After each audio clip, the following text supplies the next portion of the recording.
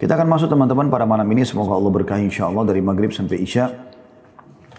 Sebab lemah yang ke-22, sebab lemahnya iman, berlebihan pada sesuatu yang halal. Ini juga teman-teman faktor yang banyak dilalaikan oleh sebagian orang.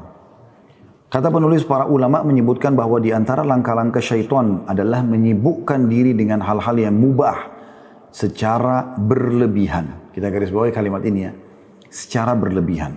Sehingga dapat menyebabkan kelalaian dalam melakukan ketaatan kepada Allah dan menyita waktu. Termasuk dalam berlebihan adalah berlebihan dalam bergaul. Bergaul sama muslim memang baik, tapi kalau terlalu luas juga pergaulannya, ini bisa berbahaya bagi dia. Karena semua orang dia mau kenal. Dan lebih parah lagi kadang-kadang bukan cuma sekedar kenal, dia ingin tahu semua yang berhubungan dengan orang tersebut. Sehingga kita temukan orang seperti ini kadang-kadang kalau kita bertanya tentang seseorang, lengkap informasi ada pada dia. Walaupun mungkin interaksinya jarang sama orang tersebut. Ini kita sayangkan. Maka bergaul pada orang-orang yang berkualitas secara iman. Walaupun kita kenal secara umum ya. Bergaul sini artinya berkawan, berteman. Makan, minum, ini semua sama, mubah. Tapi jangan karena halal, mubah, lalu Anda makan sampai sudah nggak bisa jalan. Sampai karena terlalu kenyang, maka tidak bisa lagi berbicara, ngantuk terus. Ya. Para ulama zaman dulu itu tidurnya sedikit, menuntut ilmunya banyak. Kalau kita sekarang terbalik, ya. Kita malah setiap kali ada kesempatan tidur kita tidur. Ya. Makan dan minum boleh, tapi jangan berlebihan. Tidur juga halal, mubah, tapi tidak boleh berlebihan. Di Ramadan kemarin mungkin ada orang dari habis subuh tidur. Nanti duhur bangun sebentar, tidur lagi. Asar bangun, tidur lagi. Mungkin cuma jam 2 jam sebelum maghrib baru dia hidup. Puasa cuma 2 jam seperti akan begitu. Habis waktu untuk tidur saja. Padahal dia masih bisa produktif. Banyak hal bisa dikerjakan. Bisa meningkatkan banyak sekali kreativitasnya, ilmunya, ya, ide-idenya dan segala macam hal. Begitu juga dengan berbicara, tak boleh terlalu banyak walaupun dia mubah. Karena banyak berbicara nanti takut banyak salahnya, gitu kan. Begitu juga dengan melihat, mendengar dan lain-lain kata beliau. Ya, karena awalnya bermula daripada hal yang halal berlebihan, akhirnya menjadi masuk kepada hal yang makruh, akhirnya sampai ke masalah yang haram. Ketika seseorang berlebihan dalam melakukan semua hal yang disebutkan ini hingga menjadi kebiasaannya, maka sangat berpengaruh terhadap hati. Dan jika hati bersikap melampaui batas dalam melakukan perbuatan halal di atas, maka yang terjadi adalah ia akan menjadi angku dan lupa untuk mengingat Allah Subhanahu wa taala. Nah, apabila manusia hidup dalam buaian kenikmatan dan kemewahan yang mubah, maka pasti terjerumus ke dalam lembah keraguan-raguan atau syubhat. Saya ulangi. Apabila manusia hidup dalam buaian kenikmatan dan kemewahan yang mubah, saya berlebihan gitu. Kita boleh dalam Islam pakai baju yang bagus, kita makan yang enak, yang berkualitas, tapi ingat jangan berlebihan. Allah mengatakan wala tusrifu, jangan berlebihan. Kita disuruh makan, kulu washrabu, makan dan minum. Tapi wala tusrifu, jangan berlebihan. Dan dikatakan apabila manusia hidup dalam buaian kenikmatan dan kemewahan yang mubah, maka pasti terjerumus ke dalam lembah keraguan-raguan atau syubhat. Dan pada gilirannya terjerumus ke dalam jurang syahwat. Lalu pada gilirannya tumpullah pemikiran dan kemampuan mujahadanya. Maksudnya melawan hawa nafsunya. Padahal kalau kita melihat sejarah kehidupan Rasulullah SAW dan generasi pertama dari umat Islam ini, maka kita akan dapatkan bahwa kehidupan mereka lebih banyak unsur kezuhudan dan kefakirannya. Hal itu karena kezuhudan maksudnya mendahulukan akhir dari dunia ya. Hal itu karena Allah telah mengetahui bahwa tidak ada yang dapat memperbaiki keadaan mereka kecuali kefakiran. Maka dari itu Allah memilih kefakiran bagi mereka. Padahal sekiranya Nabi SAW menginginkan kekayaan dunia, pasti Allah memberikan kepadanya. Akan tapi Nabi lebih memilih dan lebih menyukai kehidupan akhirat atas kehidupan dunia. Bahkan beliau wafat tanpa meninggalkan dirham, dinar, hamba sahaya, dan harta lainnya. Beliau hanya meninggalkan sebuah baju besinya yang ia gadaikan kepada seorang Yahudi dengan nilai 30 sa' makanan. Dari Anas radhiyallahu anhu ia berkata Rasulullah SAW bersabda pada suatu hari walladzi nafsu Muhammadin biyadihi ma amsa fi ali Muhammadin sa'un min habbin wala sa'un min tamrin wa innahum yawma idzin la tis'atu abyatin lahu yawma idzin tis'u niswah. Demi zat yang jiwa Muhammad berada di tangannya, tidak pernah ada pada keluarga Muhammad SAW satu sa' ya, biji-bijian dan tidak pula satu sa' buah kurma sampai sore hari. Padahal keluarga Muhammad itu terdiri dari 9 bilik dan saat itu beliau memiliki 9 orang istri. Jadi Nabi Muhammad SAW sebenarnya bukan tidak bisa, tetapi beliau ingin melatih dirinya supaya jangan berlebihan dalam masalah dunia. Dari satu sisi beliau membiarkan para sahabat yang kaya. Beliau pun SAW pernah hidup mewah di Mekah, gitu kan? Pernah hidup mewah di Mekah, hidup dengan istri yang kaya Khadijah radhiyallahu anha dan seterusnya. Bahkan rumahnya sangat bagus di Mekah, alaihi salatu wassalam, bisnisnya juga berkembang, alaihi salatu wassalam. Tapi beliau menunjukkan kehidupan yang sederhana. Dalam arti kata, jangan sampai terjumus pada yang berlebihan. Karena Nabi SAW juga makan daging, beliau juga pakai baju yang bagus, beliau juga punya beberapa ekor unta dan kuda, beliau punya beberapa pedang dan seterusnya. Ya, baju besi, tetapi Nabi SAW tidak berlebihan. Ya. Contoh berlebihan misalnya ada orang, sebenarnya di rumahnya, cukup dia punya 2 mobil misalnya. Dia satu misalnya dalam motorik dia bergerak sana sini. Satu mungkin untuk keluarganya. Cukup udah. Enggak dia beli 5 mobil, 10 mobil, 20 mobil. Nanti gonta-ganti. Saya pernah masuk ke rumah satu orang anaknya cuma 2 tuh. Mobilnya mungkin ada sekitar 12. Untuk apa enggak tahu. Untuk gonta-ganti. Kenapa? Kenapa harus seperti ini? Ini kan nanti akan tadi menumpulkan hati dan kurang mujahadanya. Nanti hanya muncul cinta dunianya berlebihan. Tapi kalau sudah dengan kebutuhan maka insya Allah tidak ada masalah. Nabi Muhammad SAW menjalani kehidupannya dengan meninggalkan ya, kenikmatan yang berlebihan. Maka itu beliau mendapatkan kenikmatan dalam ketaatan dan Allah dan dapat menikmati manisnya bermunajat kepada Allah.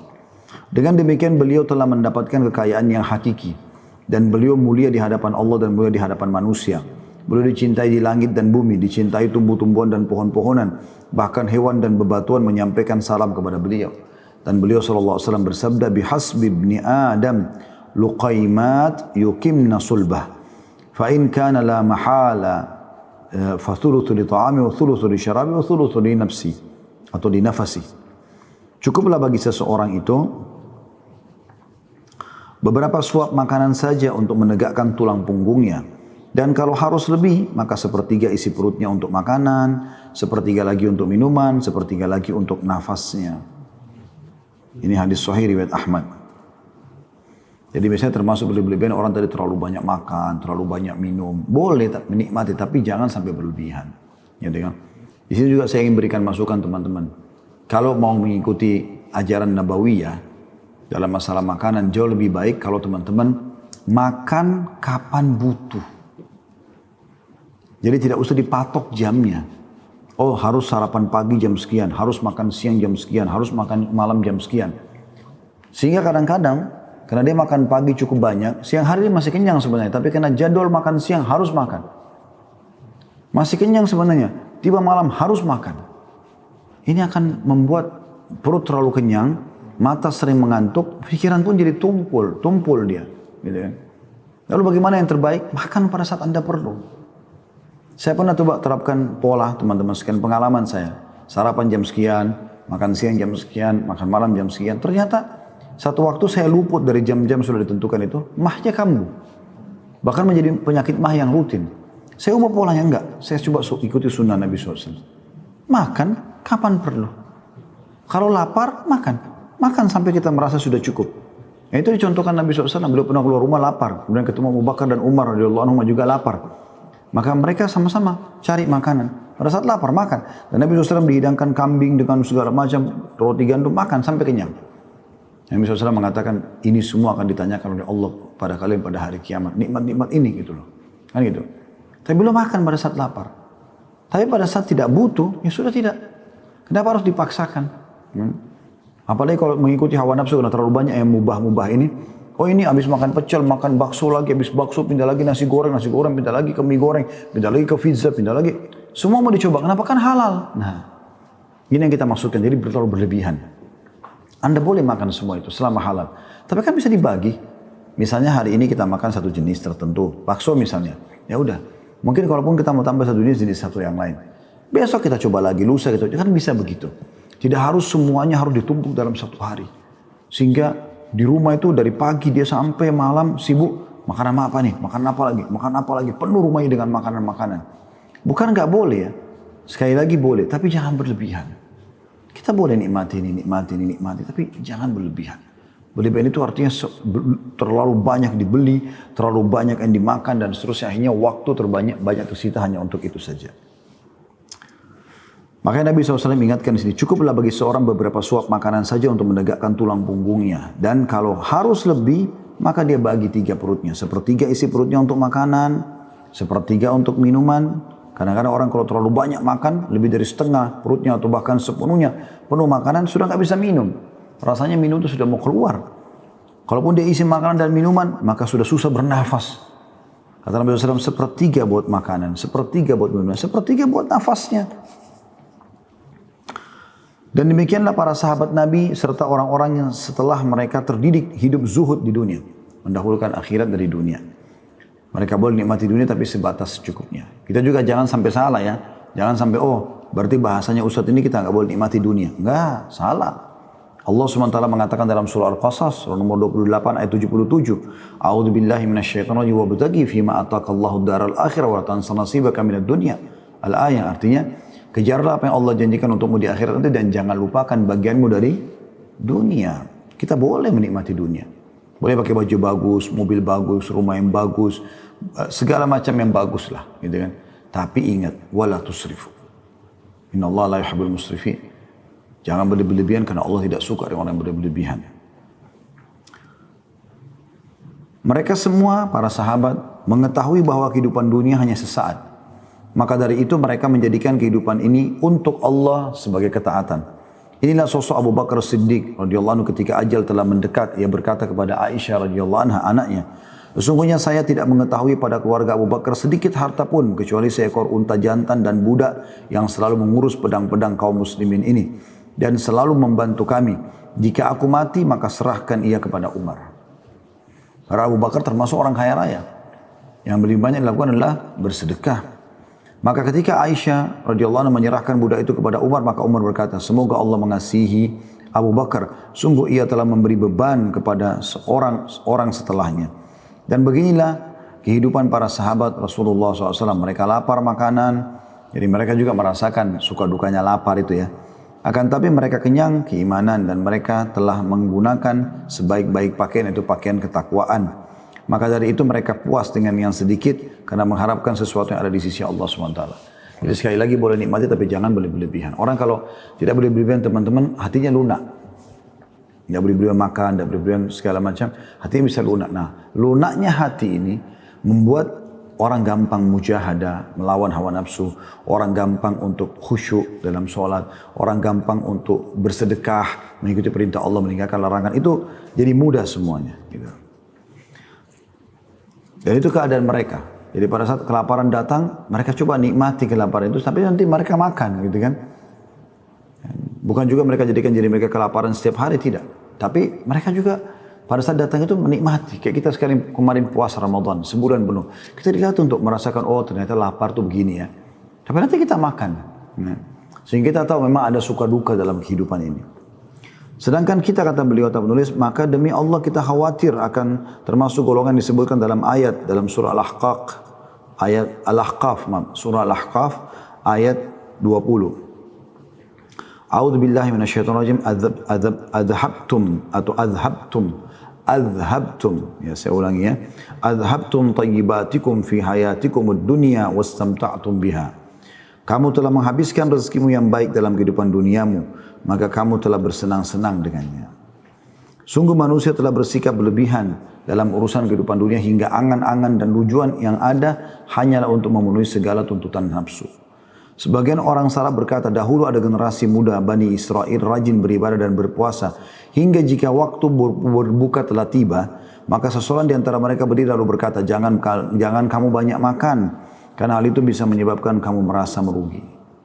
Artinya mereka sudah puasa, begitu mereka mau buka puasa lapar, mereka makan ya. Tapi mereka saling mengingatkan, jangan berlebihan. Nanti kalau kita makan banyak, seperti orang pas buka puasa langsung makan kenyang, ngantuk akhirnya. Jadi susah sholat tarawih, susah sholat isya, wah luar biasa gitu, usahain dirinya. Padahal sebenarnya itu bukan tujuannya, berarti tujuan puasa yang melatih dia supaya dia lapar, itu juga jadi terhambat. Ya. Setahu saya juga dalam ilmu kesehatan juga seperti itu ya. Jadi sebenarnya puasa itu, kita seperti memang memberikan tubuh kita ini istirahat, waktu untuk istirahat. Dan setelah kita berpuasa sekian jam, ya, dan itu bahkan sampai 12-13 jam waktu yang normal ya, itu puasa sudah dilatih kita untuk itu. Jadi pada saat ada orang yang memang tubuhnya berlemak misalnya, di saat lapar itu sebenarnya tubuh akan mengambil ya dari lemak itu. Sehingga memang bisa juga membantu untuk menurunkan badan dan seterusnya. Maka Anda jangan kagetkan pada saat buka puasa dengan makanan-makanan berat. Walaupun dasarnya itu halal ya. Makanya Nabi SAW mengingatkan sebaik-baik makanan kalian pada saat buka puasa adalah kurma. Sebaik-baik makanan kalian pada saat sahur adalah kurma. Kenapa kurma? Kenapa bukan daging ya Rasulullah? Kenapa bukan gandum? Kenapa bukan apa gitu ya? Karena Nabi SAW mengajarkan kita untuk itu. Yang penting yang masuk ke tubuh adalah kualitas dan bukan kuantitasnya. Ibnul Jauzi berkata, ketahuilah bahwa membuka lebar-lebar pintu halal dapat menyebabkan banyak gangguan dalam menjalankan perintah Allah. Maka tutuplah rapat-rapat bejana sebelum membuka air. Gunakan baju besi sebelum turun ke medan perang. Dan pikirkanlah seluruh akibat yang akan terjadi sebelum engkau menggerakkan tangan. Demikianlah perihal orang-orang yang berlebihan dalam hal-hal mubah. Menggunakannya lebih dari kebutuhan sesungguhnya. Maka akibatnya adalah kerugian. Karena sungguhnya banyak makan dalam kurung hingga melebihi tujuan atau kebutuhan akan berat baginya untuk melakukan ketaatan dan mendorong bangkitnya nafsu syahwatnya. Maka nafsu perut merupakan faktor terbesar penyebab kebinasaan dan karena nafsu perut pula Nabi Adam AS dikeluarkan dari surga. Ini diambil dari ringkasan Minhajul Qasidin karyanya Al-Maqdisi. Sikap berlebihan dalam hal berbicara terkadang telah mendorong manusia untuk melakukan perbuatan dosa besar tanpa ia sadari, seperti ghibah, caci maki, ya, fitnah. Sedangkan berlebihan dalam hal pakaian dan berkendaraan, maka hal itu akan mendorong seseorang pada perbuatan hingga muncul rasa takabur dan ujub.